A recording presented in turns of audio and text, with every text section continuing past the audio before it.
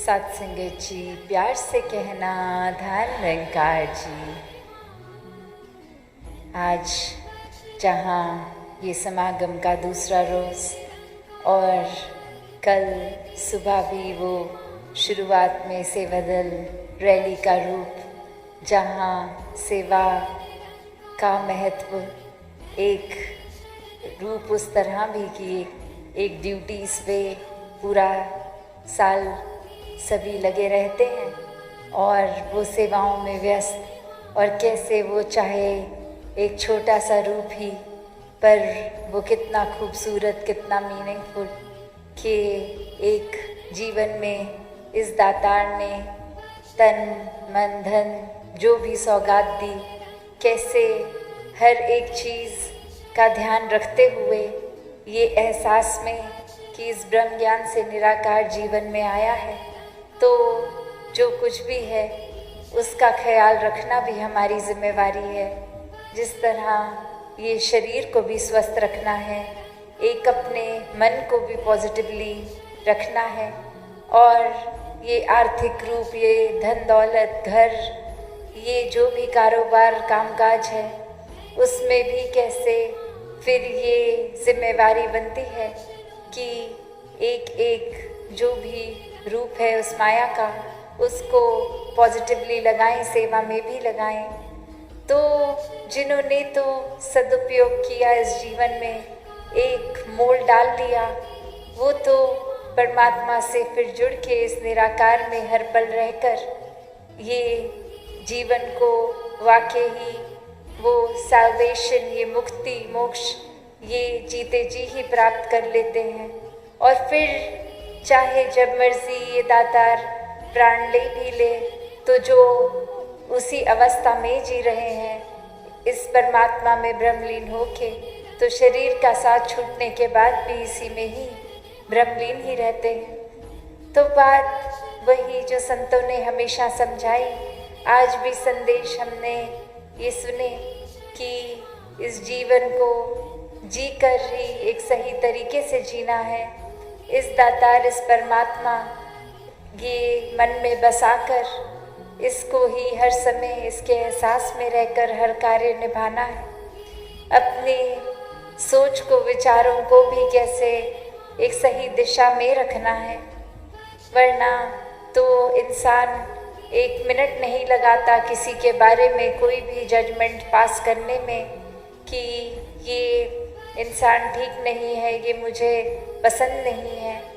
और वहीं एक कहानी में भी ऐसे ही बात कि कैसे एक इंसान चाहता है कि वो संसार में सबसे खूबसूरत, सबसे नायाब एक ऐसे चेहरे का स्केच बनाए जो बहुत ही रूहानियत का, एक जो रूहानियत मासूमियत से भरा ये चेहरा हो, और उसको उस आर्टिस्ट की इच्छा स्केच करने की, और बहुत वर्ष खोजने के बाद एक बहुत ही प्यारा सा चेहरा उसके हिसाब से, जो बहुत दैव्यता ये रखता है, वो इनोसेंस झलक रही है उस चेहरे में, और उस बच्चे को बोलता है कि ये आपका चेहरे का स्केच मैं बनाना चाहता हूँ।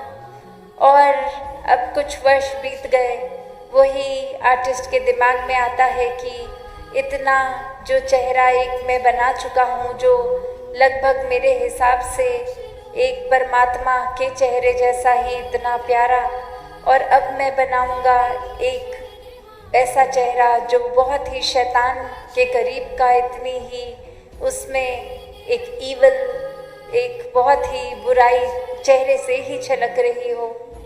और अब वो इंसान सोचता है कि ऐसा चेहरा तो जो हैवान का रूप जी रहा हो कोई, उसी का होगा। और कैसे वो दिमाग में आता है कि ये जो गलत काम करते हैं, हैवान होते हैं, वो तो जेल में ही मिलेंगे। तो मैं दुनिया भर की जेलों में कोशिश करता हूँ कि मुझे मिले ऐसा चेहरा जिसको मैं स्केच कर पाऊँ फिर।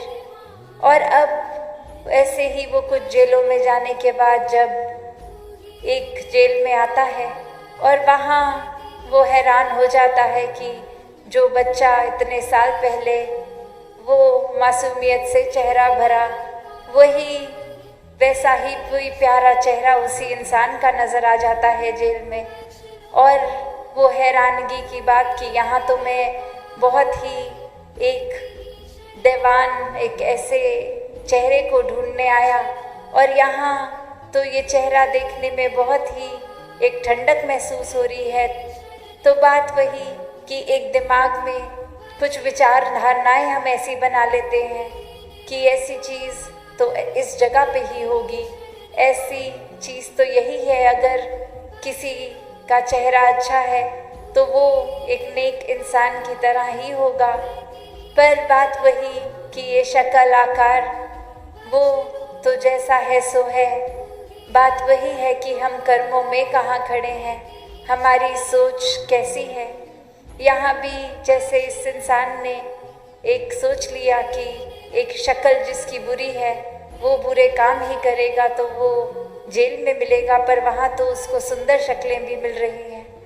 तो बात वही, हम कैसे अपने जीवन में भी कोई भी वजह बना लेते हैं जहाँ एक इंसान से हमें कुछ एक उम्मीद है, या फिर हमारा सोच उस तरह का है कि हम सोचते हैं कि वो इंसान ये कर सकता है, ये नहीं कर सकता, या एक खुद ही जज कर दिया उस इंसान को, उसके लिए डिसाइड कर दिया कि ये अवगुण होंगे उसमें या ये गुण होंगे उसमें।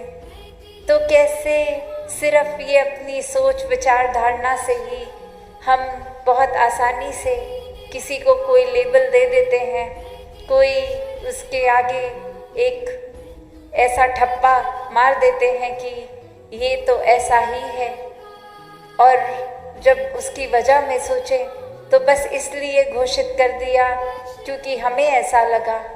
तो बात वही कि हम अपनी सोच में कितने तंग हैं, ये नज़रिया, ये दृष्टिकोण हमारा कितना, ये नैरो माइंडेडनेस हमारी, वो एक छोटे से दायरे में बात रहने वाली। और यहाँ खुद जब सोचें कि अपनी तो लाख गलतियाँ करने के बाद जो कुछ पता भी लगती हैं, हम कैसे अपने दिमाग में खुद को दलील दे देते हैं कि हाँ ये गलती तो मुझसे हुई, पर ये वजह थी मेरी गलती की, ऐसे तो मैंने नहीं कर दी इस कारण के वजह से। और वहीं सामने वाले इंसान ने अगर कुछ गलती से भूल से कुछ ऐसा किया जो हमें ठीक ना लगे, तो उसकी माफ़ी मांगने के बाद भी इतने पक्के होते हैं कि हम तो जीवन भर इस इंसान को माफ़ नहीं करेंगे।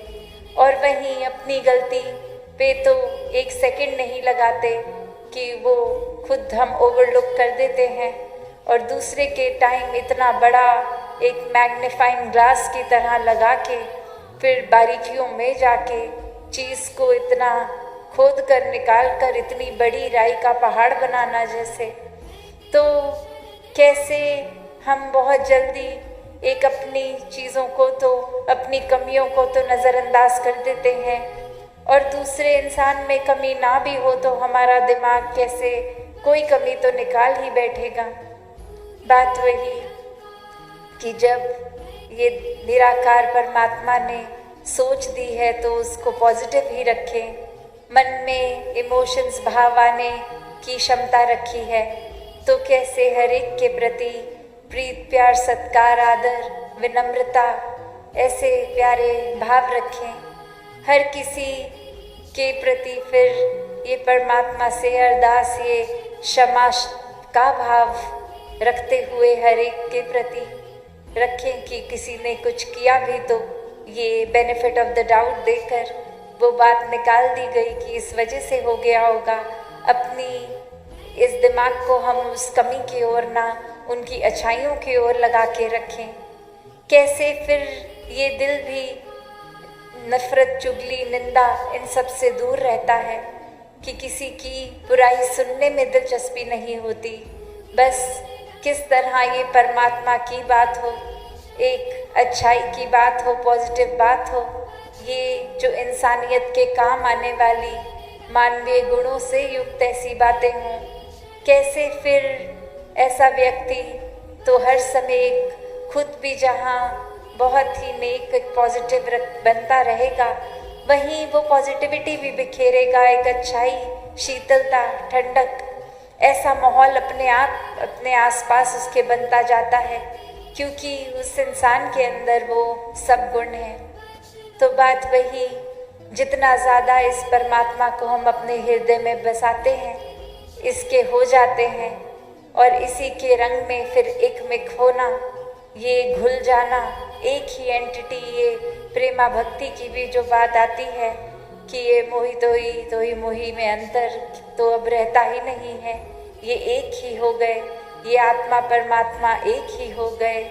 इस भक्ति की अवस्था में जहाँ भक्त और भगवान एक हो जाते हैं, और वही फिर भाव कि ये एक दूसरे की तो बात ही नहीं है, ये एक ही की बात हो रही है। अब एक अहंकार, एक ईगो ने मुझे अलग नहीं किया, ये प्यार से एकमिक होके ये रूप इतना प्यारा बनता जाता है, तो फिर एक दृष्टिकोण भी एक प्यार का ही बनता है। फिर हर किसी के प्रति हमारी ये इच्छा रहती है कि कैसे ये प्यार हर एक तक पहुँचे, ये दुनिया दूर कर दे वो सारे कारण जो एक किसी तरह भी दिलों में दीवार खड़ी कर रहे हैं। कैसे स्वाभाविक ही एक दिल से दूसरे दिल तक हम प्यार के पुल बनाते जाते हैं कि बस अगर ये दूरी है भी तो कैसे ये कनेक्शन बने, कनेक्ट कर दें हम कि लाखों एक कारण होंगे जो भिन्न भिन्न रहेंगे हमारे, हमें डाइवर्सिटी का रूप, वो चाहे लिबास का हो, चाहे भोजन का हो, चाहे रहने सहने के तौर तरीके या रंग का, कोई भी ऐसी बात अगर है जो अलग करती है, पर भक्त तो यही समझाते हैं और जी के दिखाते हैं कि कैसे वो अलग अलग चीज़ें होने का मतलब ये नहीं कि उनको नफ़रतों के कारण बनाएं, कैसे वो अलग दिखने वाली हर चीज़ की अपनी अलग तरह की ही खूबसूरती होगी, वो प्यार से एक्सेप्ट की जाए, वो अप्रिशिएट की जाए, उसको एक बहुत ही स्वीकारते हुए दिल से, सिर्फ कोई मजबूरी की तरह नहीं कि एक हम छोटी उदाहरण ही देख लें कि हम ट्रेन में, बस में इत्यादि अगर बैठे हैं और साथ ही कोई ऐसा इंसान जो हमारे विचार धारणा से एक कंफर्ट लेवल, हम आराम नहीं फील कर पा रहे हैं उनसे, तो कारण नहीं होगा कि वो शायद दूसरे जगह के होंगे, भाषा और होगी, कल्चर और होगा। तो ये फ़र्क भी मन ही बनाता है, क्योंकि परमात्मा ने तो बस इंसान ही बनाए हैं और मन में कैसे विभाजित रूप और कारण ढूंढ लिए बनाने के। तो जहाँ ये जीवन बहुत ही प्यार से जिया जा सकता है, बिना जजमेंट्स के जिया जा सकता है, वहाँ एक खुद ही हम अपनी चेतनता को इस्तेमाल करें और इस ब्रह्म ज्ञान द्वारा ये निराकार का एहसास जब हर पल में होगा, तो भक्त तो कभी भी ऐसी कोई सोच रखेगा ही नहीं किसी के प्रति, ना अपने प्रति भी कोई नेगेटिव भाव आएंगे। तो हर किसी का जहाँ बहुत ही स्वाभाविक एक रूप है, जैसे अक्सर सत्संग में भी वो उदाहरण सुनते हैं कि एक बीज पूरे का पूरा वृक्ष बनने के काबिल है और वो पोटेंशियल इतना, जहाँ वो फल भी होंगे, फूल भी होंगे, पत्ते भी होंगे, लकड़ भी होगी, रूट्स भी होंगे। और वहीं वो एक छोटा सा बीज अगर कहे कि मैं तो इस मिट्टी में लीन नहीं होऊंगा, तो फिर वो पॉसिबिलिटी बिल्कुल बचेगी नहीं। वो कहाँ से पेड़ अपनी पूरे एक असली रूप का ये उस तरह से बीज बन पाएगा। और उसी तरह अगर हम ये सोचें कि हम अहंकार, नफ़रत, निंदा सब जीवन में रखेंगे, पर हम बहुत ही दैवीय हो जाएं, हम प्रभु प्रेमी भी हो जाएं, तो बात वही कि ऐसा होना तो संभव है नहीं। एक मयान में तो दो तलवारें नहीं हो सकती, या निराकार को मन में बसा सकते हैं या अहंकार को। तो क्या है हमारा चुनाव, किस तरह का जीवन रखना चाहेंगे? एक मिट्टी में जैसे उस बीज ने अपना अस्तित्व खो दिया, ऐसे ही अगर इस निराकार में हम अपनी पहचान खोते हुए फिर एक मन में ऐसे भाव भी नहीं आएंगे कि आसपास के लोग हमारी सराहना करें, तारीफ करें, दुनिया में वाह वाह हो हमारी। नहीं, फिर बस दासों के दास हैं ऐसा भाव हो और हर किसी की काबिलियत पे फिर बहुत अच्छा लगता है कि ये अचीवमेंट्स हर एक को मिल रही हैं। एक नफ़रत नहीं जन्मती कि हमने तो ये अचीव नहीं किया, दूसरे को कैसे ये उपलब्धि मिल गई। नहीं, ये मन हर एक की खुशी में खुश रहकर खुश है। तो ऐसे ही भाव भक्तों के होते हैं, ऐसा ही जीवन भक्त जीते हैं और हर एक में वो क्षमता है कि जब जीवन मिला है मनुष्य रूप में तो ये मुक्ति के हकदार भी हैं। तो वो क्राइटेरिया सिर्फ यही कि कैसे अपने मन को एक सरेंडर करके इस परमात्मा को प्राप्त करके हर पल इसके एहसास में जीकर वाकई ही भक्ति को करते जाएं। अपने सारे कामकाज रिस्पॉन्सिबिलिटीज़ भी बहुत सहजता में ही फिर निभा लेता है भक्त। तो दातार हर एक पे कृपा करे, भक्तिमय जीवन सेवा सुमिरन सत्संग से जुड़कर इस निराकार पे आधारित ऐसा जीवन हर कोई जीता जाए। सात संगत जी, धन निरंकार। सात संगत जी, प्यार से कहना धन निरंकार जी। आज जितने भी हमने भाव हर एक के सुने, जिसका भी एक मीडियम बनाकर जो भाव पहुंचाया हर एक ने, तो वो भाव यही कि इस परमात्मा को चाहे किसी भी नाम से संबोधित कर लें, वो इस कण में रहता है और कैसे इस निराकार से हम आए हैं, इसी का अंश है। और यही फिर एक हमारी ह्यूमन बॉडीज में जो हमारी इस समय आत्मा है, वो भी इस निरंकार का ही अंश है। तो कैसे हमें अपने आप को जानना है, किस तरह जाने अपने आप को, वो तभी पॉसिबल है जब एक परमात्मा को जान लें, जब इसका एक ब्रह्म ज्ञान अपने से हम इसकी रूबरू कैसे हुए, वो इस ब्रह्म ज्ञान द्वारा होता है। तो कैसे एक जहाँ भाव स्थिरता का कि हर एक ने ही यही समझाया आज भी कि अपने मन को कैसे हम स्थिर कर सकते हैं, वो इसी परमात्मा से जुड़कर और इसी स्थिरता के साथ हम अगर चाहे ये भी देखें कि साथ साथ और क्या होता है। अगर हम बात करते हैं स्टिलनेस, कामनेस, कंपोजर, तो एक संतुष्टि भी साथ ही एक उसी के अंदर एक होल का पाठ अगर बात करें तो कैसे ये संतुष्टि को अपने जीवन में हम लाएं कि कभी अगर ये भी देखा जाता है कि हालात ऐसे हो जाते हैं कि एक हम बोलते हैं कि हमने चाहा तो था ये हो जाए वो हो जाए, फिर बहुत चीज़ें ट्राई करी, वो नहीं हो पाया और उसके बाद जब अगर नहीं हो पा रहा तो हमने वी हैव गिवन अप और हम संतुष्ट हो गए। तो इसको भी हम संतुष्टि नहीं कह सकते क्योंकि ये बाय फोर्स कुछ हुआ है। अगर ये स्थिर रूप में एक सहजता के साथ ही संतुष्टि का होना पॉसिबल है कि कैसे हम अगर सब कुछ ट्राई करने से पहले ही ये मान लें कि इस चीज का चलाने वाला तो ये परमात्मा है, ये कार्य अगर संभव होगा तो भी परमात्मा के ही हुक्म में संभव होगा, वरना इसने चाहे हम कितना भी अपना जोर लगा लें वो संभव होने वाला एक हो ही नहीं सकता। ये परमात्मा की प्राप्ति, इस परमात्मा के हो जाना, इस परमात्मा में एकमिक हो जाना, इस परमात्मा के एहसास में रहना, ये ब्रह्म ज्ञान द्वारा जीवन को सफल कर लेना ही असल में सफलता है। चाहे इस परमात्मा ने रहने के लिए जो व्यवस्था करी है, चाहे वो महल रूप, चाहे झोपड़ी रूप, चाहे किसी तरह का भी कल्चर एक रहना, किसी तरह का भी खाना पीना, तो ये सब मुबारक है।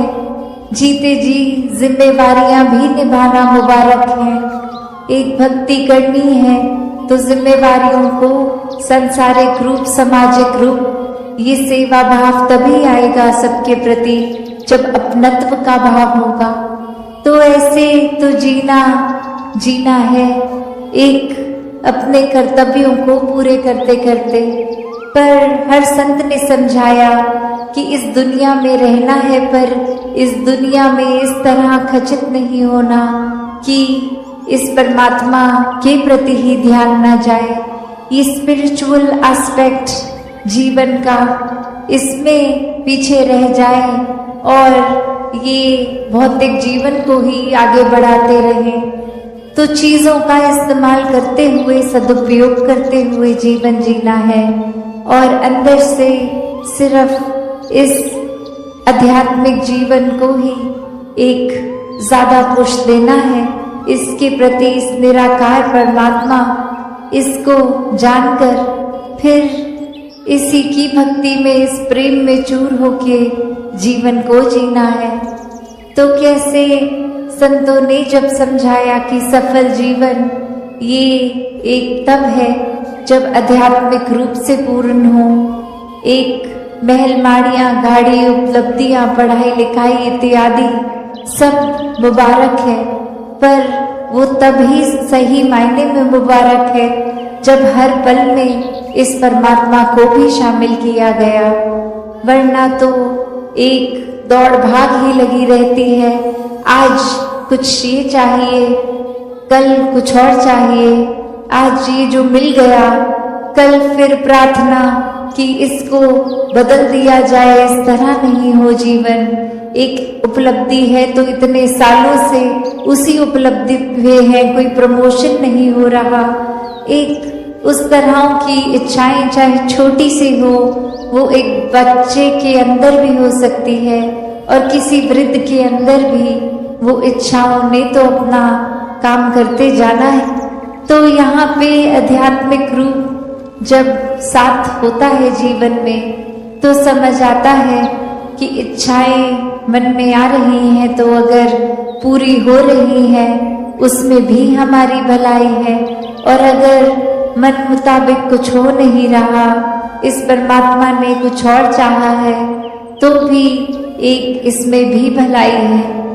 तो कोई संकीर्णताओं में, कोई छोटी छोटी चीज़ों को पकड़ के भक्त नहीं बैठते। भक्त भी इस परमात्मा की तरह विशाल होते हैं, अपने मनों को विशाल कर लेते हैं कि ये जीवन में इस तरह छोटी बातों में उलझना नहीं है, ये नफरतों के कारण नहीं बनाने। जीवन में सिर्फ एक बहते जाना है इस परमात्मा की रज़ा में, इस निराकार की रज़ा में। हर पल में शुक्राना भाव लेकर ये जीवन को जीते जाते हैं और हर समय यही सिखाया है भक्तों ने कि ये समाज में, घर परिवार में, गृहस्थ में रहकर ही भक्ति को करना है।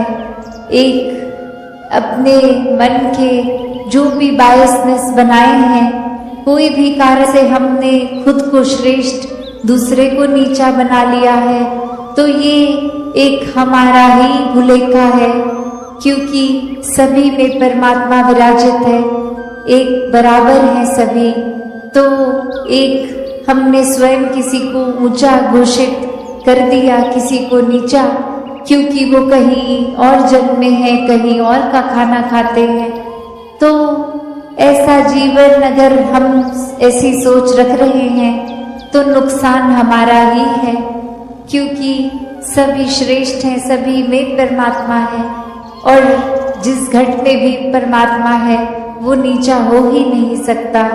परमात्मा तो कण कण में है, पूरे ब्रह्मांड में है, इस संसार के एक कण कण में है।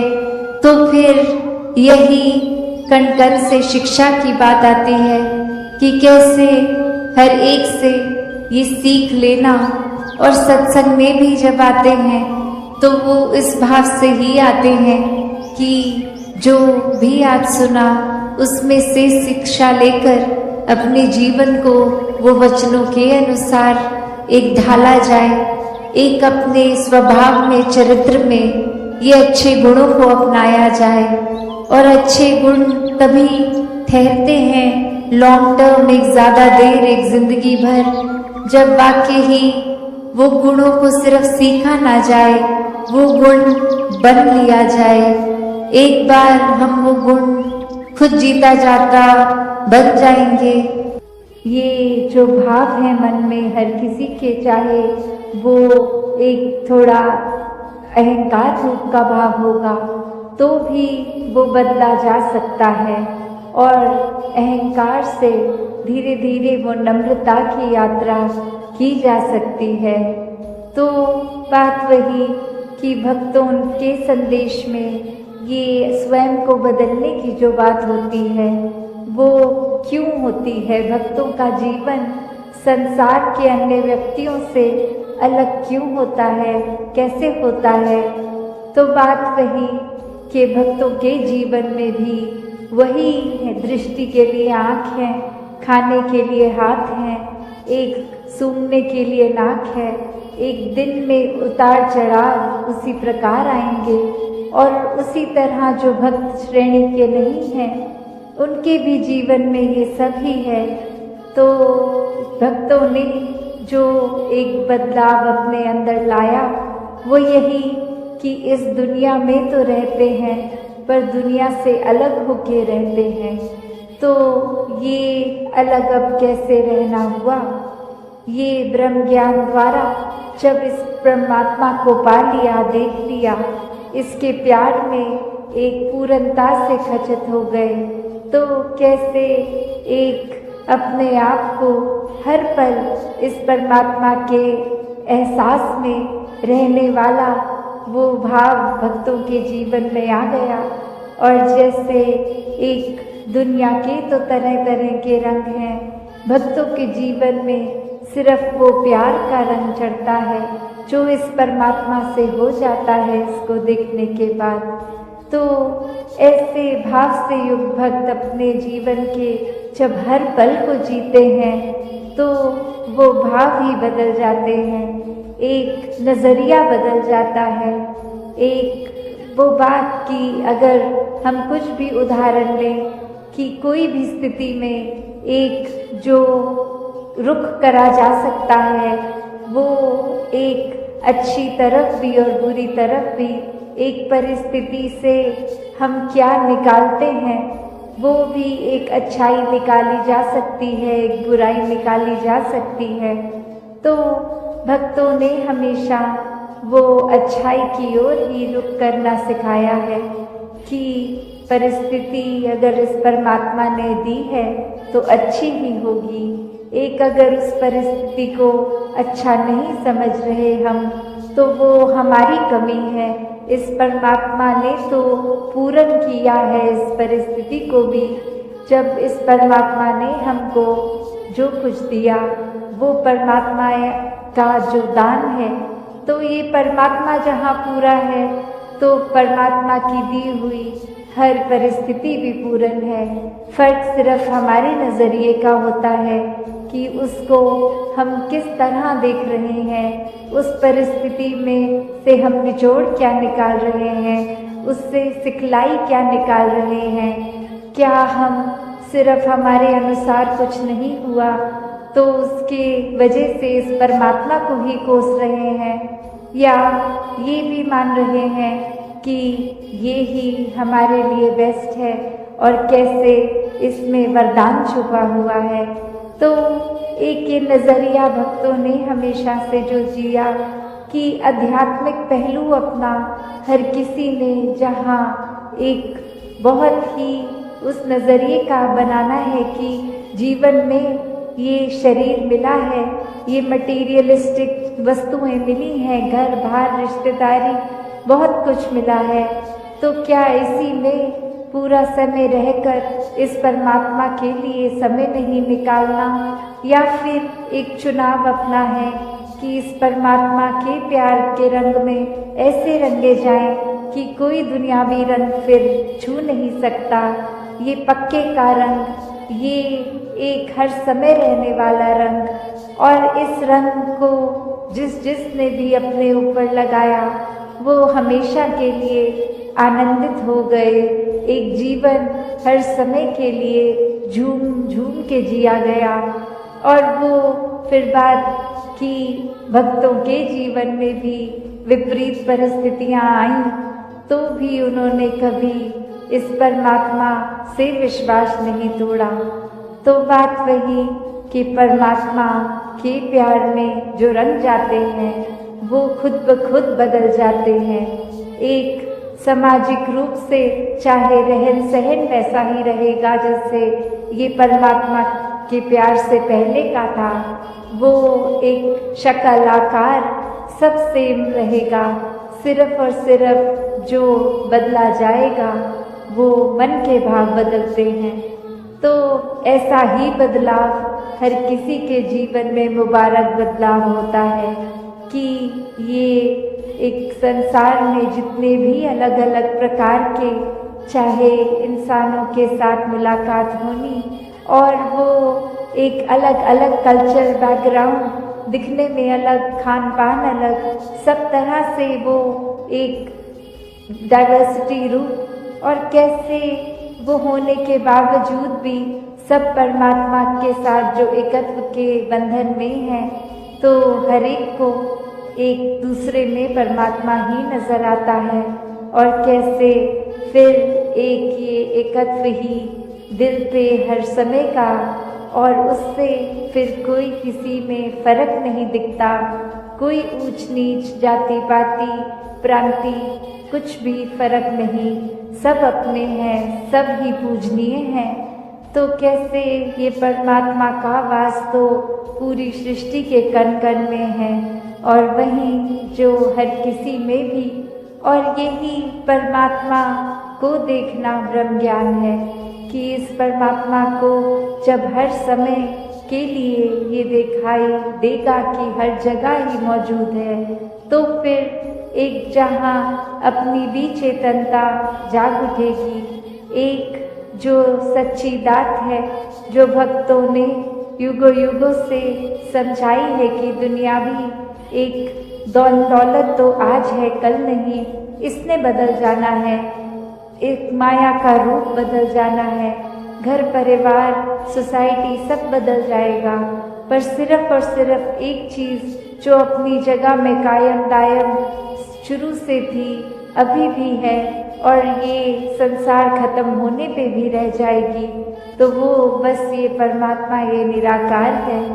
तो इस निराकार को पहचान के जीवन में जहाँ फिर वो समझ भी आ जाती है कि जो कुछ इस निराकार ने दिया है उसका सदुपयोग ही करना है, किसी के नुकसान का कारण अपने आप को या किसी वस्तु को नहीं बनाना, मन में भाव हर किसी के लिए एक शुद्ध विचार रखते हुए हर किसी के लिए फिर वो मन से एक दुआ अरदास कि ये जहाँ किसी के घर में जीवन में एक स्वास्थ्य रूप किसी भी तरह का एक नुकसान हो रहा है, तो वो भी एक भक्तों का दिल तो इस तरह पिघलता है, किसी को देखकर ठीक नहीं है तो उनसे ज़्यादा उनका दर्द भक्त समझते हैं। तो कैसे ऐसे वाले जीवन को मुबारकबाद जीवन कहा जाता है। ये एक परोपकारी जीवन होता है, अपने लिए सेल्फ सेंटर्ड होके, सेल्फिश होके, ये अपने ऊपर केंद्रित नहीं, पूरे संसार की भलाई के लिए भक्त अपना जीवन लगा देते हैं, पूरी ह्यूमैनिटी, पूरी मानवता के लिए ये संसार में आकर।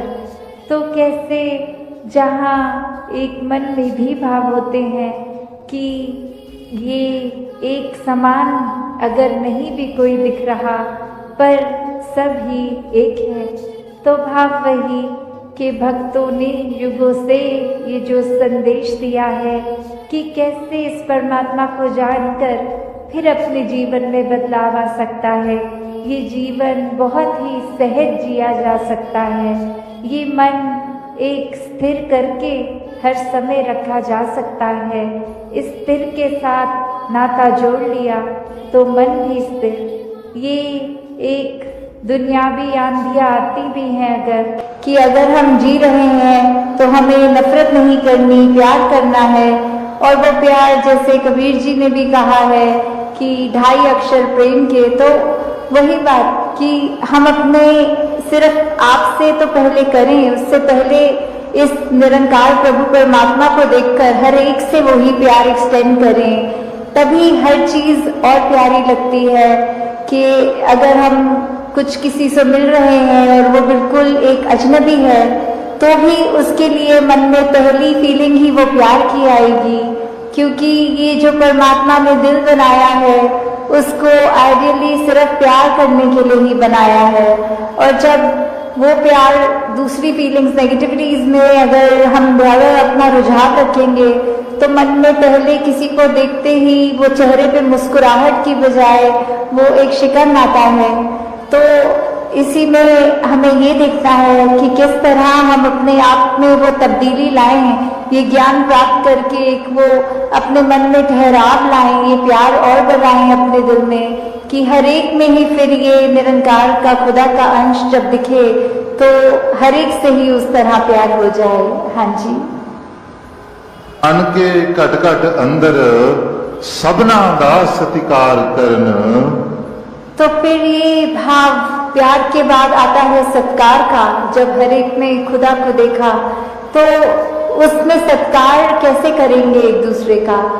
जब हम जजमेंटल नहीं होंगे किसी के बारे में, उनको देखकर कि वो इस तरह के व्यक्ति हैं या इस तरह उनका एक आचरण है, तो वो अपना हमें अनुमान नहीं लगाना, अपने अनुमान के अनुसार अपने दिमाग में नहीं बिठाना कि ये ठीक इंसान है या ये गलत इंसान है। जब वो जिस दिन जजमेंट्स खत्म हो जाती हैं, तो मन में फिर वो सत्कार की भावना एक आती है हर एक के प्रति, कि किस तरह हर कोई ये सत्कार का पात्र है, क्योंकि इतनी बड़ी रात ये निरंकार परमात्मा जिसके भी हिस्से में है और बाकी भी जो अभी अपरिचित हैं उस ब्रह्म ज्ञान से, तो हर एक में जब वो देखेंगे तो मन सिर्फ वो प्यार करेगा, सत्कार करेगा। और फिर हम हर एक को वो बेनिफिट ऑफ डाउट की जो बात आती है कि अगर किसी ने कुछ हमें गलत भी कर दिया, कोई किसी का कर्म हमें दुख पहुंचाता है, तो अपने उस व्यक्ति से गुस्सा ना करके सिर्फ एक ही भाव मन में अपने आप आएगा कि उस व्यक्ति की शायद कोई मजबूरी रही होगी, आज उसका हो सकता है दिन अच्छा ना रहा हो, कोई किसी ने कुछ उसको बुरा बोल दिया हो, तो इसलिए उसका मन कड़वा हुआ है, इसलिए उसके बोल कड़वे निकले हैं। तो जब तक ये बात नहीं हम दे पाएंगे अगले को बेनिफिट ऑफ डाउट, तब तक हम वो सत्कार, ये प्यार कुछ भी नहीं उस तरह दे सकेंगे, क्योंकि हम अपने आप को तो बहुत जल्दी उस तरह माफ कर देते हैं कि चलो ये चीज हमसे गलत हो गई, कोई बात नहीं, हम अपने आप को माफ कर रहे हैं। पर वही अगर सामने वाला व्यक्ति कुछ अगर गलत करता है, तो एकदम से हम उसका एक वो जजमेंट पास करते हैं, हम ये सोच विचार कर लेते हैं कि ये इंसान को तो आज के बाद मुड़कर देखना भी नहीं है। तो हमें इस तरह अपने जीवन में सुधार करना है कि किसी ने अगर कुछ गलत कर भी दिया तो उसके लिए भी मन से यही अरदास करनी है कि दातार कृपा करके ये जो भी कमियां हैं हमारे अंदर, दूसरों के अंदर, वो दूर होती जाए और ऐसे ही प्यार और सत्कार जग में बढ़ता चला जाए। हाँ जी। गुण गावण नित ऐसे एक दे ऐसे दीदार करन। तो ये जो दीदार की बात होती है, किसका गुण गाना है, किसके दीदार करने हैं, तो वो ये परमपिता परमात्मा निरंकार, ये जो एक ऐसी सत्ता है जो शुरू से है, वो हमेशा से कायम कायम रहने वाली, कि कैसे हम जब तक वो एक निरंकार जो इस तरह से देखा जाए, अगर एक व्यक्ति दूसरे को देख रहा है तो उनकी आंखों के बीच में भी वो है, वो अपनी पलकों से भी नजदीक है, जैसे बोलते हैं शारक से भी नजदीक। तो इतना करीब होने के बाद जब वो अपनी आंखों से नहीं खुद देखा जाता, वो संतों का संग करने के बाद ही ये दात प्राप्त होती है, जो अपने लिए तो सुखदायी होती भी है और हमारे जीवन में वो ऐसा एक हमारा पल पल बना देती है कि हर पल में सिर्फ ये निरंकार प्रभु परमात्मा का शुक्रिया निकलता है हर समय, और वो भाव कि इसी के ही हमेशा गुणगान करने हैं। फिर बाकी चीजें लगता है कि है सबकी इम्पोर्टेंस अपनी है, पर निरंकार से ज्यादा इम्पोर्टेंट कुछ नहीं, इस परमात्मा से ज्यादा जरूरी कुछ नहीं। हाँ जी, इसे एक दे नाल जोड़ के बेड़ा जग दा पार करन। तो ये बेड़ा जग का इससे क्या मतलब हो रहा है? इससे सिर्फ यही बात कि हम जब जीवन काल की यात्रा अपनी जी रहे हैं, तो उसमें हमें क्या एक ऐसा जो बोलते हैं कि परमानेंट चीज क्या है, कि जो सबसे मजबूत चीज जिसने वो स्थिर है, उसने कभी हमारे उतार चढ़ाव के साथ उतरना चढ़ना नहीं है। जैसे एक तूफान आता है तो हमें बोला जाता है कि कोई ऐसी चीज को पकड़ लो, जैसे पेड़ या कुछ जो अपना जमीन के अंदर इतनी मजबूती से जिसकी नींव गड़ी हो, ताकि वो हवा फिर हमें उड़ा नहीं सकती। हमने एक ऐसी स्थिर चीज को पकड़ लिया है जिसके कारण हम भी वो हवाएं हमको उड़ा के नहीं ले जा सकती। तो ऐसे ही जीवन में हम अपने जीवन को तब तक अपना अच्छे से जीवन जी सकेंगे जब तक हम ये निरंकार के साथ अपने मन से ना जुड़े। तब तक वो एक जीवन भी हमारे उतार चढ़ावों के साथ फिर उथल पुथल मचाता है मन में। तो निरंकार का ही आसरा लेना है, निरंकार में ही अपनी श्रद्धा रखकर ये वो बात करनी है कि हमें ये अब जो स्थिर चीज मिल गई है, जो कभी एक सब किसी भी सिचुएशन में अपनी जगह से नहीं हिलती, तो हम फिर वो एक मजबूती का और सहारा लेते चलते जाते हैं, और हमारा मन भी और सहारा पक्का करके एक विश्वास और बढ़ाकर फिर हमारे जीवन में ऐसे भी कोई कर्म नहीं हो पाते जो अपने लिए भी नुकसानदायक हों और औरों के लिए भी नुकसानदायक हों। हाँ जी। श्वास श्वास इस एक नु सिमरण दूजा कदे त्यागण ना। तो फिर जब एक ये लगन लग जाती है निरंकार के साथ, ये अपने इसको हम हर पल अपने जहन में, अपने ऐसे कर्मों में, अपने भावों में पल पल वो हमें पता भी नहीं लगता कि जिस तरह सांस लेना होता है उसके लिए कोई खास समय अलग से नहीं निकलता, कुछ भी करते हुए हम वो श्वास लेते हैं, वैसे ही ये निरंकार का एहसास हमारे मुख से उस तरह कभी तो शब्द रूप में भी सिमरन निकलता है, और कभी अगर कोई अन्य काम में व्यस्त हो तो भी वो एक लिव जुड़ी जिसको बोलते हैं निरंकार के साथ। तो जब वो हो वहां पे हम रहे पूरे समय, तो दिन में कुछ भी करते चले जाएं, पर लगातार एक चीज एक कांस्टेंट रहती है, वो है कि ये निरंकार का एहसास।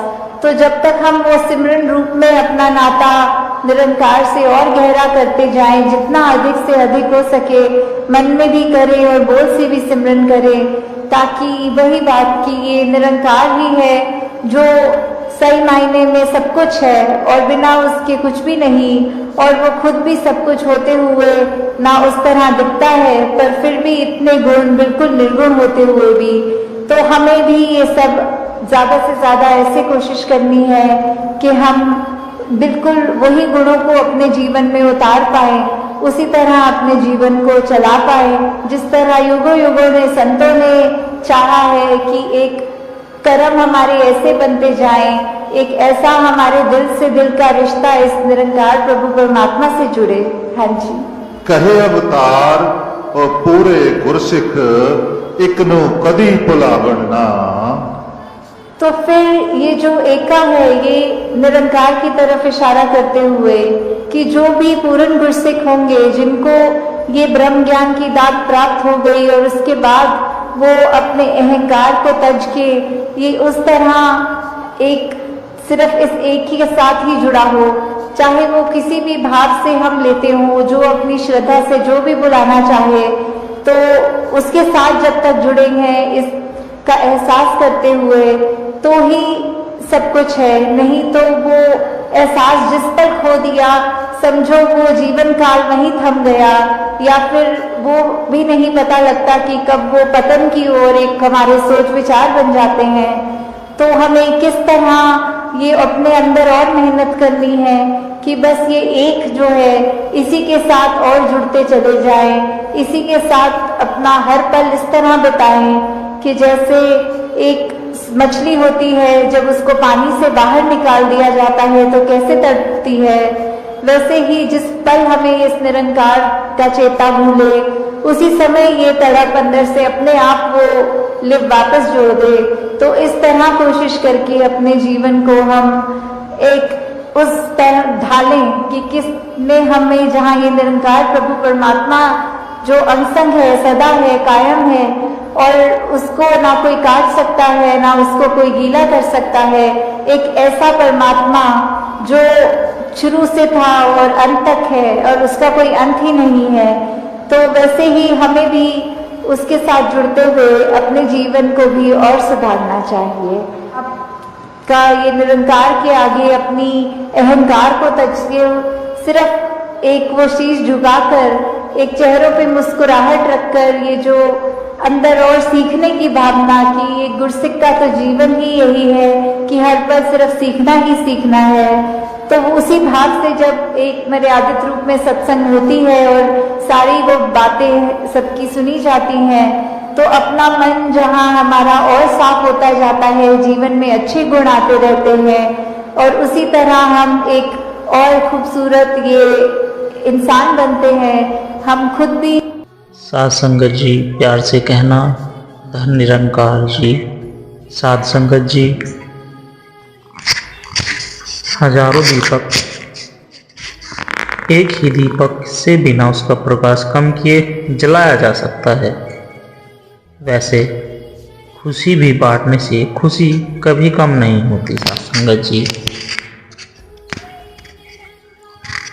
इकनू मनना, इकनू तकना, इकनू पाना भक्ति, बाकी सारे कर्म छोड़ एक कर्म कमाना भक्ति। साध संगत जी, जब मन में निरंकार बसा होता है तो फिर हमारे मन में बुरे भाव नहीं आते। हम भक्ति मार्ग पर चलते जाते हैं। जब इस निरंकार के दर्शन हो गए हो, हम उम्र भर भक्ति भरा जीवन जीने की कोशिश करें। साध संगत जी, सच्चा प्रेम दुर्लभ है, सच्ची मित्रता और भी दुर्लभ। अगर सच्चा ज्ञानी दोस्त मिल जाए तो वह जिंदगी का बहुत बड़ा वरदान है। सच्चे मित्र के सामने हो जब वो सही दिशा निर्देश दे रहा हो, कर समझे कि मैं प्रभु परमात्मा के दूत के सामने हूँ। बड़ी सीधी सादी बात है, बड़ी सीधी सादी है बात गुरु की, हर बात में है करामात गुरु की। कोई भाग्यशाली समझते ही सारे, तू चलना मेरे मन गुरु के सहारे। सद्गुरु तब खुश होते हैं जब हम सद्गुरु जी की बात मानते हैं। साध संगत जी, सतवचनी सेवक सद्गुरु को प्यारे होते हैं। मर्यादा अनुशासन में रहने वाले सेवक सद्गुरु की आंखों के तारे होते हैं। सेवा भाव का विस्तार होता चला जाए, सद्गुरु की शिक्षाओं का विस्तार होता चला जाए, मानवता समर्पित चैनल करे उत्तम संस्कारों का प्रसार होता चला जाए। चैनल से जुड़कर करे ज्ञान, आस्था, श्रद्धा, भक्ति, विश्वास का विस्तार असीम की ओर। प्रभु संग बंधी रहे प्रेम की डोर, दिल का विस्तार, भावनाओं का विस्तार, प्रेम का विस्तार। घर हो जाए मन का विस्तार तो घट घट में नजर आए निरंकार। साध संगत जी, तू ही निरंकार, मैं तेरी शरण हूँ, ऐनु बख्श लो। साध संगत जी, प्रभु बंदगी में जो वक्त गुजर जाए उसकी कीमत है, वरना तो वक्त यूं ही गुजर रहा है, एक श्वास भी हमारी नहीं। फिर न जाने इंसान को किस बात का गुरूर है। साध संगत जी, सबका टाइम फिक्स है, पारिवारिक सबको जाना है। साध संगत जी, हमेशा यहाँ कोई नहीं रहता है। आसमान में उड़ने वालों को भी जमीन में ही आना पड़ता है।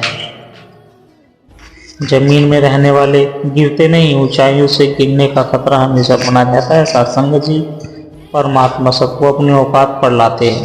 मृत्यु के रूप में परमात्मा दुनिया को संदेश देते रहते हैं कि हमेशा आपकी मदद में रहना चाहिए।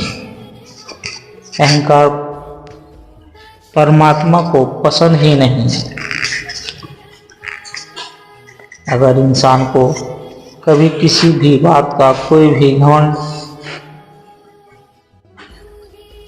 सत्संगत जी, तो एक बार शमशान घाट कब्रिस्तान का चक्कर जरूर लगा लेना चाहिए। बड़े बड़े पावरफुल लोग मिट्टी के नीचे दबे पड़े हुए हैं, जिनकी हुकूमत चलती थी। सत्संगत जी, श्री अष्टवक्र गीता श्लोक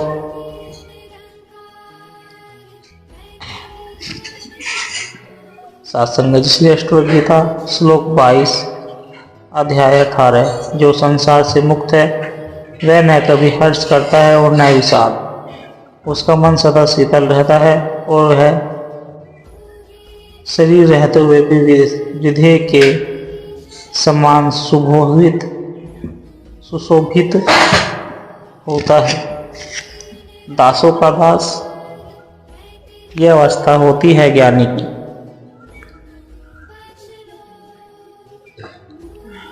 ज्ञानी खुद को सबकी धूल मानते हैं।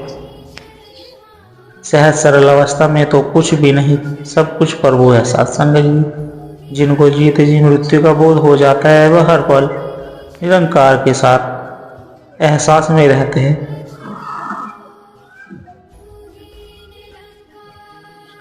सत्संगत जी, प्रभु का ज्ञान मृत्यु का साक्षात्कार है। जीते जी ब्रह्मलीन हो जाना ज्ञान की परम अवस्था है। चतुराई पोपट पड़ी परी सो पिंजर माही, सिर पर मोथे और को आपन सुमझाए नाही। चालाकी और चतुराई व्यर्थ है। जिस प्रकार तोता पढ़कर भी पिंजरे में बंद रहता है, पढ़ाकू पढ़ता भी है और उपदेश भी कराता है, परंतु कुछ भी नहीं समझता। सत्संगत जी,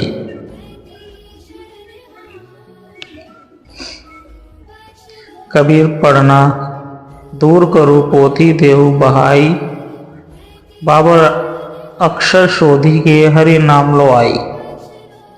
कबीर का मत है कि पढ़ना छोड़कर पुस्तकों को पानी में प्रवाहित कर दो। 52 अक्षरों का शोधन करके केवल हरि नाम, हरि पर लो लगाओ और परमात्मा पर ही ध्यान केंद्रित रखो। सत्संगत जी,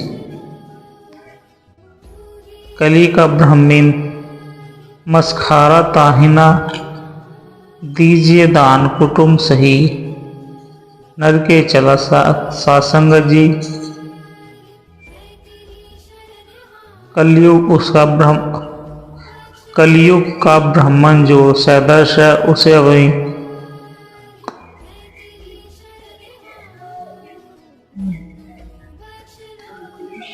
सत्संगत जी,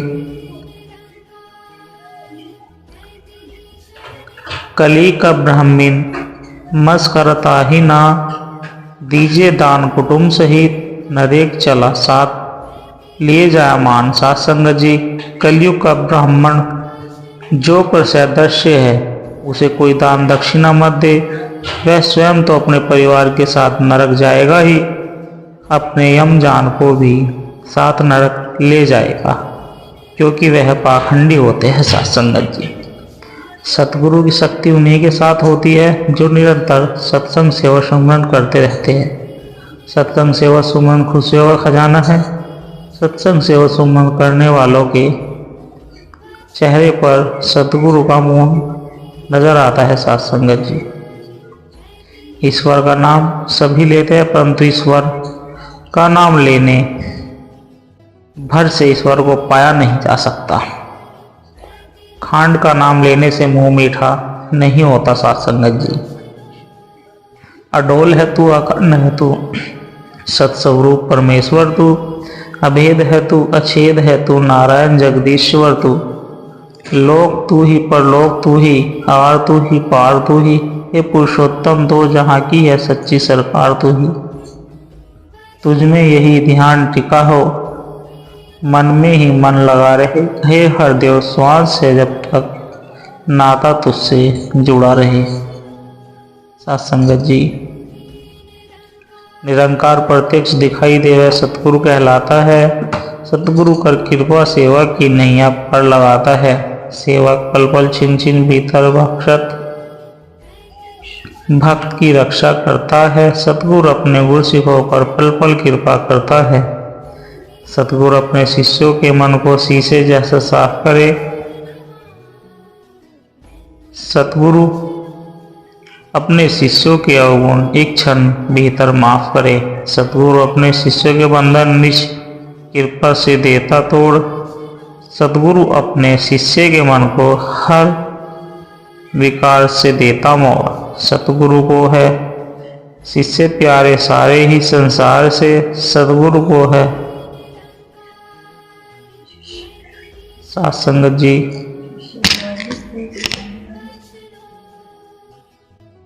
सतगुरु को है शिष्य प्यारे अपने कुल परिवार से। सतगुरु अपने शिष्य को समझे अपना धर्म और ईमान। अवतार गुरु ने शिष्य को समझे प्यारा अपने जिंद समान। मैं ही आहुति देनी पड़ती है, मैं की आहुति देनी पड़ती है। मैं को भस्म करना पड़ता है। मैं का हवन होगा जब ब्रह्म ज्ञान के अग्नि में, तभी मुक्ति मोक्ष प्राप्त होगा। साथ संगत जी, भगवान शिव अपने शरीर पर भस्म राख लगाते थे। इसका मतलब ये शरीर एक दिन राख हो जाएगा। इसलिए कभी भी किसी की भी बात का घमंड अहंकार आदमी को नहीं करना चाहिए। एक पल का भरोसा नहीं कब क्या हो जाए। साथ संगत जी, सांप घर पर आ जाए तो लोग डंडों से मारते हैं, और यदि वही सांप शिवलिंग पर बैठ जाए तो लोग दूध पिलाने लगते हैं।